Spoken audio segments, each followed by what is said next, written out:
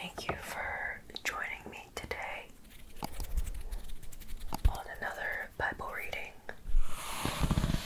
We're back to the top-down setup, and I hope you guys are ready to fall asleep. Today we're gonna read Proverbs 22. Only 9 chapters left in Proverbs. So let's get started. A good name is more desirable than great riches. To be esteemed is better than silver or gold. Rich and poor have this in common. The Lord is the maker of them all. A prudent man sees danger and seeks refuge, but the simple keep going and suffer for it. Humility and the fear of the Lord bring wealth and honor and life. In the paths of the wicked lie thorns and snares, but he who guards his soul stays far from them. Train a child in the way he should go, and when he is old he will not turn from it.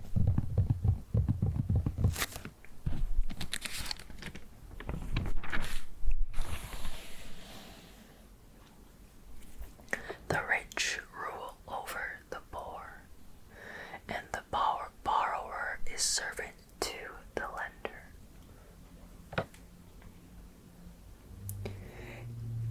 He who sows wickedness reaps trouble, and the rod of his fury will be destroyed. A generous man will himself be blessed, for he shares his food with the poor. Drive out the mocker, and out goes strife. Quarrels and insults are ended. He who loves a pure heart and whose speech is gracious will have the king for his friend. The eyes of the Lord keep watch over knowledge, but he frustrates the words of the unfaithful.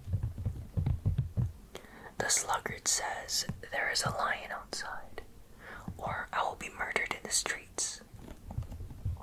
The mouth of the adulteress is a deep pit, for he is under the Lord's wrath will fall into it.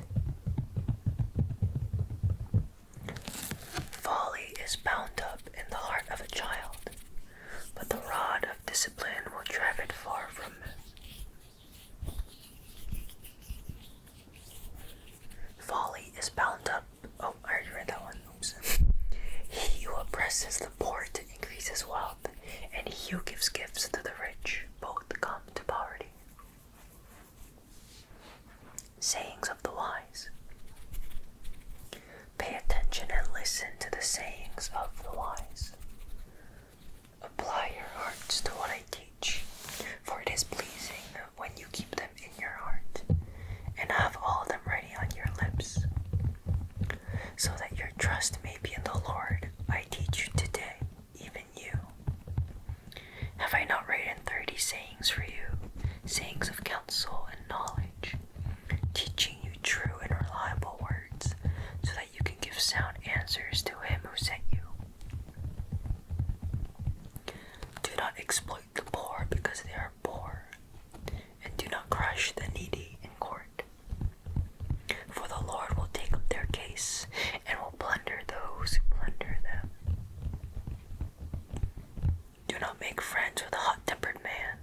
Do not associate with one easily angered, or you may learn his ways and get yourself ensnared. Do not be a man who strikes hands in pledge or puts up security for debts. If you lack the means to pay, your very bed will be snatched from under you. Do not move an ancient boundary stone set up by your forefathers. Do you see a man skilled in his work? He will serve before kings. He will not serve before obscure men.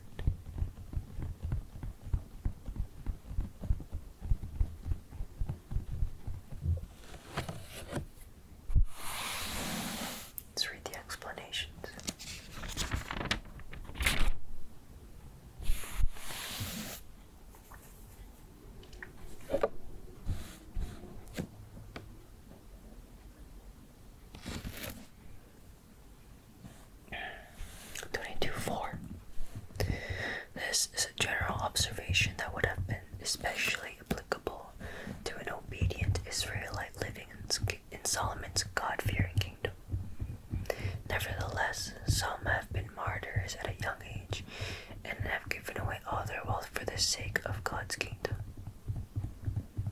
The book of Proverbs describes life the way it should be. It does not dwell on the exceptions. 22:6.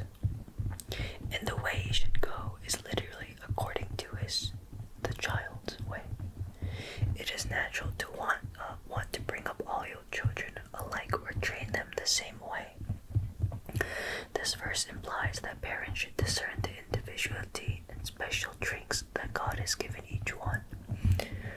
While we should not condone or excuse self-will, each child has natural inclinations that parents can develop.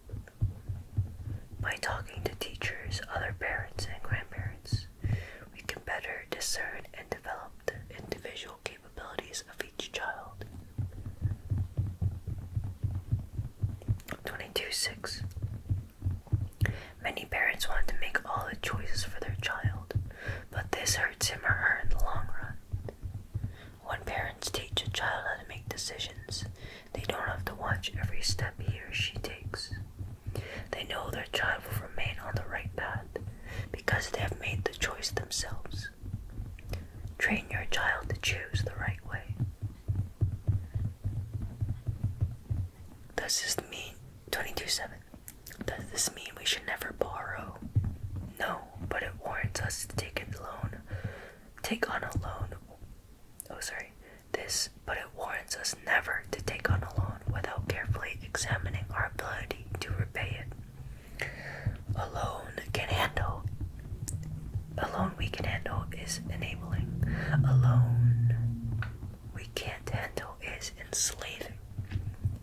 The borrower must realize that until the loan is repaid, he or she is a servant to the individual or institution that made it.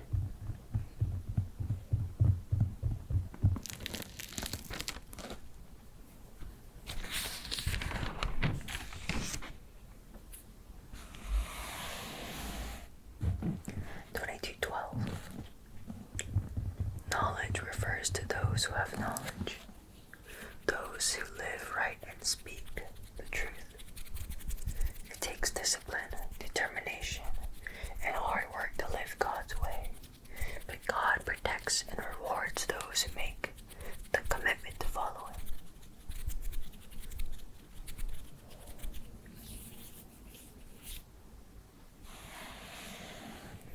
This proverb refers to an excuse a lazy person might use to avoid going to work. The excuse sounds silly to us, but that's often how our excuses sound to others. Don't rationalize laziness. Take your responsibilities seriously and go back to work. That was 22:13.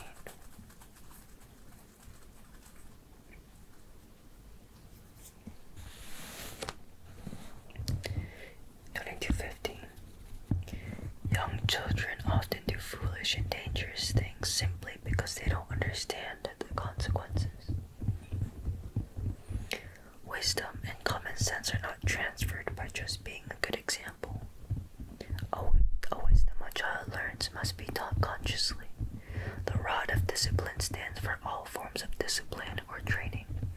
Just as God trains and corrects us to make us better, so parents must discipline their children to make them learn the difference between right and wrong. To see how God corrects us, read 3:11 and 12.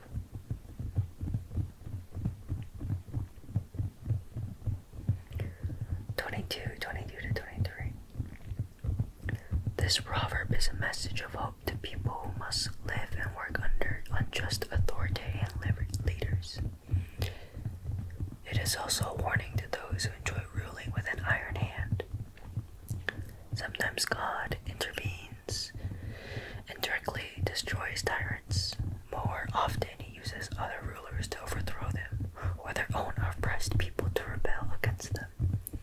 If you are in a position of authority at church, work, or home, remember what happens to tyrants. Leadership through kindness is more effective and longer lasting than leadership by force.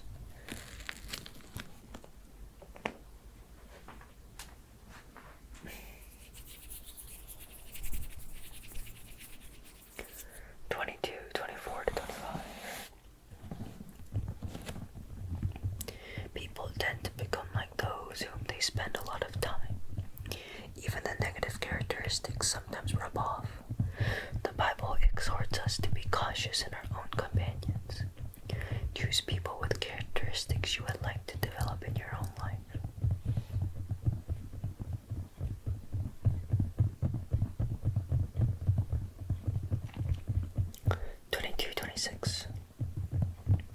This verse is saying that it is wise to be slow to countersign a note or to be liable for another person's debt. 22:28. In Joshua 13:21, the land was divided and boundaries marked out for each tribe. Moses has already warned the people that when they reach the promised land, they shouldn't cheat their neighbors by moving one of the landmarks to give themselves more land and their neighbors less.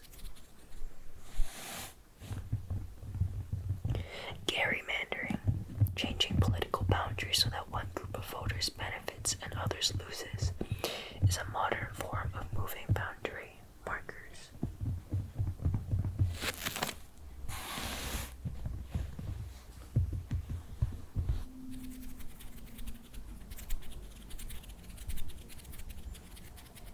And that was chapter 22.